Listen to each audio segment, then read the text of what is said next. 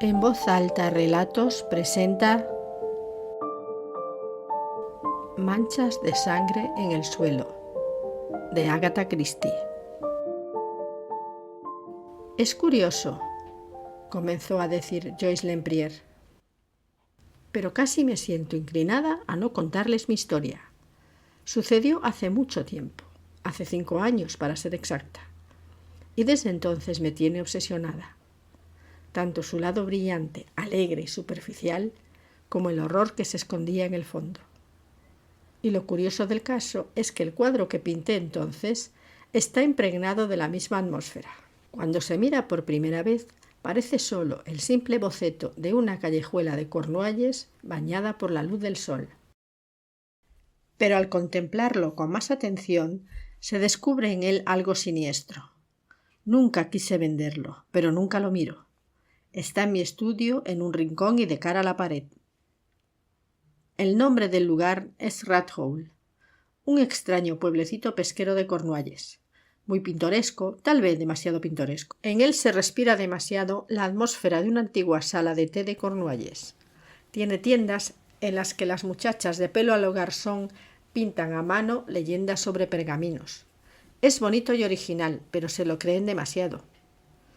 No sé por qué será, dijo Raymond West con un gruñido. Supongo que será debido a esa maldita invasión de autocares llenos de gente. Por estrechos que sean los caminos que llevan a ellos, ninguno de esos pintorescos pueblecitos se libra de ellos. Joyce asintió. Los que conducen a Rathole son muy estrechos y empinados como una pared. Bien, sigo mi historia. Yo había ido a Cornualles a pasar 15 días dibujando. En Rathole existía una antigua posada, Las Armas de Paul Harwith, que se supone es la única casa que dejaron en pie los atacantes españoles cuando bombardearon ferozmente el lugar hacia el 1500 o algo por el estilo. No lo bombardearon, replicó Raymond West con el entrecejo fruncido. Procura no desvirtuar la historia, Joyce. Bueno, sea como fuere, desembarcaron cañones a lo largo de toda la costa y con ellos destrozaron las casas. De todas maneras, no es esta la cuestión. La posada era un lugar maravilloso por su antigüedad, con una especie de porche sostenido por 4 pilares. Conseguí un buen apunte y me disponía a trabajar de firme cuando un coche subió serpenteando por la colina. Por supuesto, fue a detenerse delante de la posada, en el lugar que más me estorbaba. Se apearon sus ocupantes, un hombre y una mujer, en los que no me fijé gran cosa. Ella llevaba un vestido de lino malva y un sombrero del mismo color. El hombre volvió a salir de nuevo y para mi gran satisfacción llevó el coche hasta el muelle y lo dejó aparcado allí. Al regresar a la posada tuvo que pasar junto a mí en el preciso momento en que llegaba otro coche, del que se apeó una mujer vestida con el traje más llamativo que viera en mi vida. Creo que su estampado consistía en poinsettias rojas y llevaba uno de esos enormes sombreros de paja que utilizan los habitantes, me parece que de Cuba, ¿no? Y que también era de un brillante rojo escarlata. La mujer no se detuvo delante de la posada, sino que llevó su coche más abajo, en el otro lado. Luego se apeó y el hombre le dijo asombrado: «Carol, esto sí que es maravilloso. Qué casualidad encontrarte en este apartado rincón del mundo. Hace años que no te veía. Marjorie está aquí también, mi esposa, ya sabes. Debes venir a conocerla». Subieron juntos la empinada calle en dirección a la posada, y vi que la otra mujer acababa de salir a la puerta y se dirigía hacia ellos. Cuando pasaron ante mí, pude echar un vistazo a la mujer llamada Carol, lo suficiente para ver una barbilla muy empolvada y una boca muy roja, y solo me pregunté, si Marjorie se alegraría mucho de conocerla. A Marjorie no la había visto de cerca, pero así de lejos. Me pareció muy formal, estirada y poco maquillada. Bueno, desde luego no era asunto mío, pero a veces se ven pequeños retazos de la vida y no puedes evitar especular sobre ellos. Desde donde yo estaba podía oír fragmentos de su conversación. Hablaban de ir a bañarse. El marido, cuyo nombre al parecer era Denis, deseaba alquilar una barca y remar por la costa. Había allí una cueva famosa que merecía la pena ver, a cosa de 1 milla de distancia, según dijo. Carol deseaba verla también, pero sugirió la idea de ir andando por los acantilados y verla desde la costa. Dijo que odiaba los barcos. Al final lo acordaron así. Carol iría andando por el camino del acantilado y se reuniría con ellos en la cueva, mientras Denise y Marjorie cogerían una barca y remarían hasta allí. Al oírles hablar de bañarse, me entraron ganas a mí también. Era una mañana muy calurosa y no adelantaba apenas mi trabajo. Además, imaginé que la luz de la tarde daría al lugar un efecto más atrayente, de modo que recogí mis bártulos y me dirigí a una pequeña playa que había descubierto, en dirección completamente opuesta a la cueva. Tomé un delicioso baño allí y comí lengua en conserva y 2 tomates, volviendo por la tarde a continuar mi apunte llena de entusiasmo y confianza. Todo Rathole parecía dormido. Había acertado al imaginar la luz del sol por la tarde. Las sombras resultaban mucho más sugerentes. Las armas de Polharwyth eran el tema principal de mi apunte. Un rayo de sol caía oblicuamente sobre la tierra ante la posada y producía un efecto curioso. Supuse que los bañistas habrían regresado felizmente, ya que 2 trajes de baño, uno rojo y otro azul oscuro, estaban tendidos en el balcón secándose al sol. Había algo que no me salía bien en una de las esquinas de mi apunte, y me incliné unos instantes para arreglarlo. Cuando volví a alzar la vista, había una figura apoyada en uno de los pilares de la posada, que parecía haber aparecido por arte de magia. Vestía ropas de marinero y supuse que sería un pescador. Además, llevaba una larga barba negra y si hubiera buscado un modelo para dibujar a un malvado capitán español, no lo hubiera podido encontrar mejor. Me puse a trabajar con entusiasmo antes de que se marchara, aunque a juzgar por su actitud, parecía dispuesto a sostener el pilar por toda la eternidad. Sin embargo, al final se movió. Afortunadamente, yo ya había obtenido lo que deseaba. Se acercó a mí y empezamos a charlar. ¿Cómo hablaba aquel hombre? Rathole es un lugar muy interesante, me dijo. Yo ya lo sabía, pero aunque se lo dije, eso no me salvó. Tuve que oír toda la historia del bombardeo, quiero decir, de la destrucción del pueblo, y cómo el propietario de las armas de Polharwyth murió en el mismo umbral de su puerta, atravesado por la espada de un capitán español, y que su sangre manchó el suelo y nadie consiguió limpiar la mancha durante 100 años. Todo aquello concordaba admirablemente con la lánguida pesadez de la tarde. La voz del hombre era muy suave y, no obstante, al mismo tiempo resultaba un tanto amenazadora. Sus modales eran obsequiosos, pero comprendí que en el fondo debía de ser un hombre cruel. Me hizo comprender el papel de la Inquisición y el horror de todas las cosas que habían hecho los españoles mejor de lo que nunca lo hubiera hecho nadie. Mientras me estuvo hablando, continué mi trabajo, y de pronto me di cuenta de que, distraída escuchando su historia, había pintado algo que no estaba allí. Sobre el blanco suelo, en el lugar donde el sol caía ante la puerta de las almas de Polharwyth, había pintado manchas de sangre. Parece extraordinario que el subconsciente decidiera jugar semejante treta a mi mano. Pero al mirar de nuevo hacia la posada, tuve un segundo sobresalto. Mi mano únicamente había pintado lo que veía mis ojos, gotas de sangre en el blanco suelo. Las miré durante unos instantes. Después, cerrando los ojos, dije para mis adentros: «No seas tonta. En realidad allí no hay nada». Los volví a abrir y las manchas de sangre seguían allí. Pronto me di cuenta de que no podría soportarlo e interrumpí con una pregunta el torrente de palabras del pescador.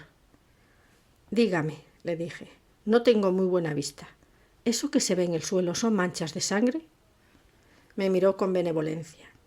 «No hay manchas de sangre hoy en día, señora. Le estoy contando lo que ocurrió hace casi 500 años. «Sí», respondí, «pero ahora, en el suelo».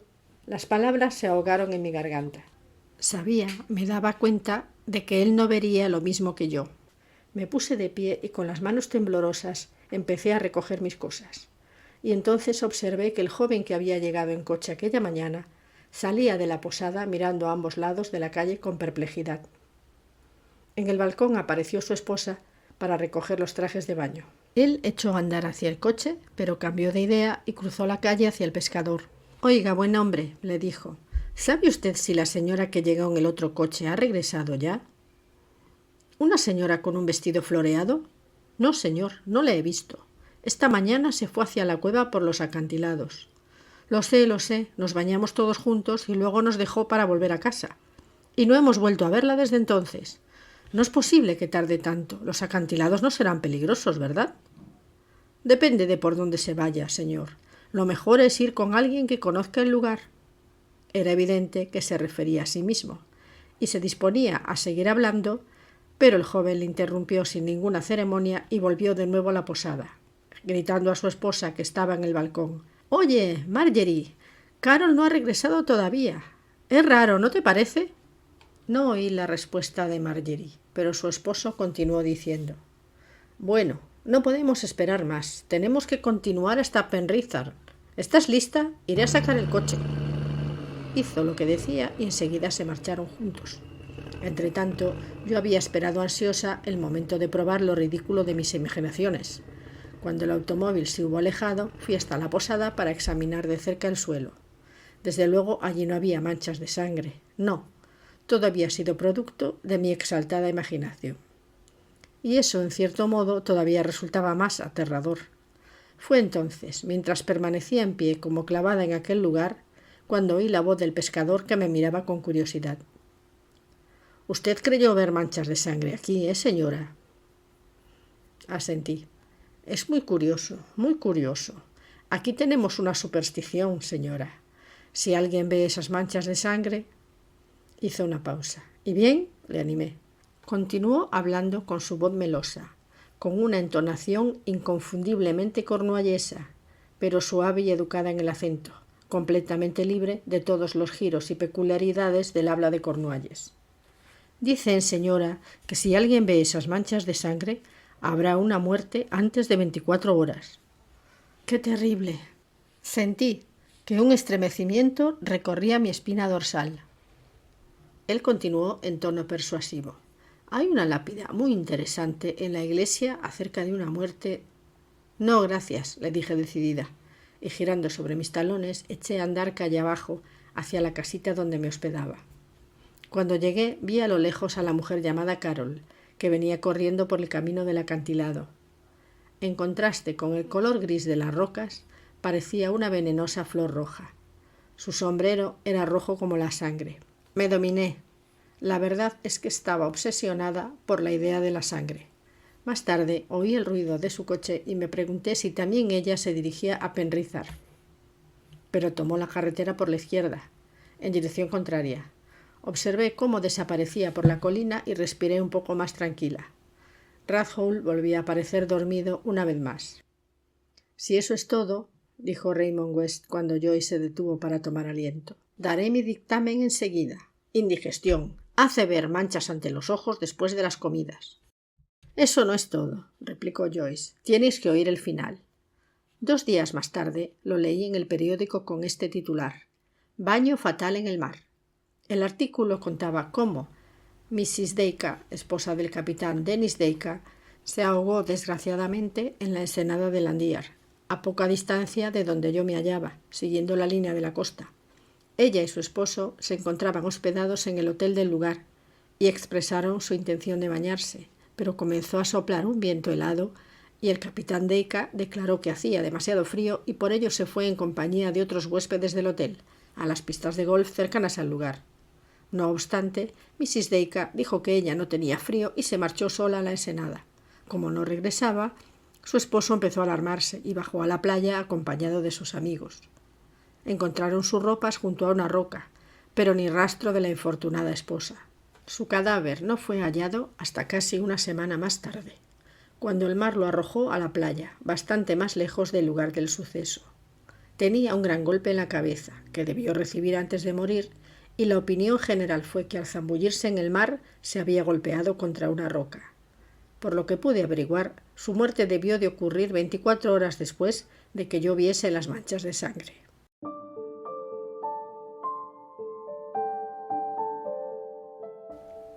«Protesto», dijo Sir Henry.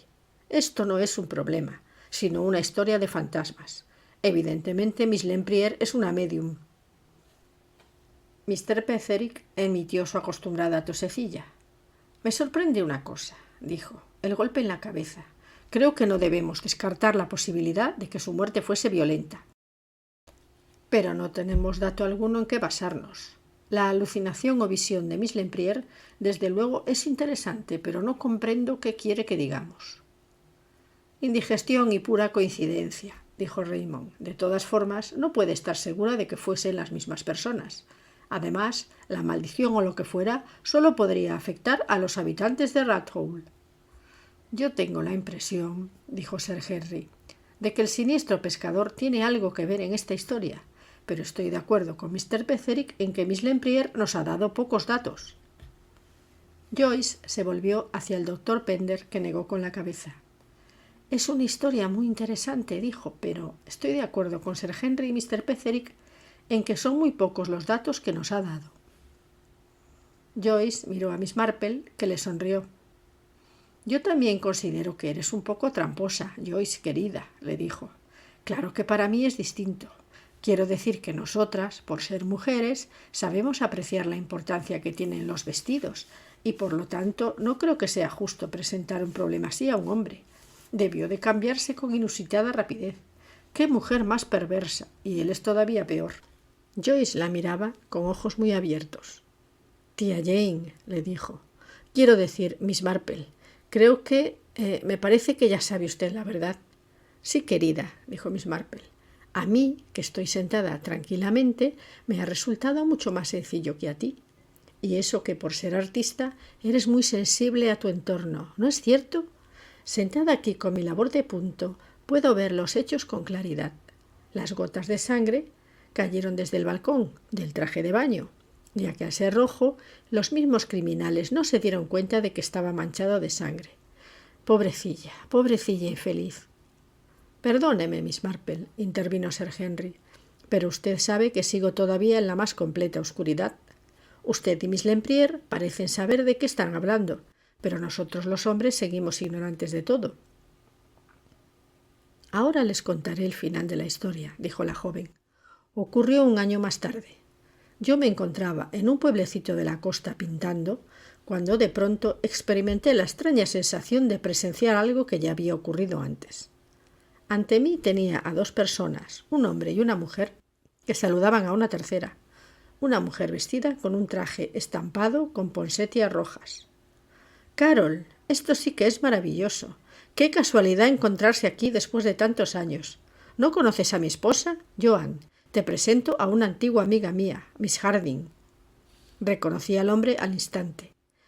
Era el mismo Dennis que había visto en Rathole. La esposa era distinta, es decir, se llamaba Joan en vez de Marjorie, pero era el mismo tipo de mujer, bastante sencilla y corriente, joven. Por un momento creí que me había vuelto loca. Empezaron a hablar de irse a bañar. Les diré lo que hice, dirigirme directamente al puesto de policía.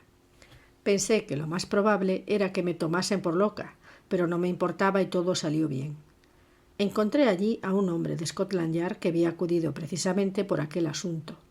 Al parecer, es terrible hablar de esto. La policía sospechaba de Dennis Dacre.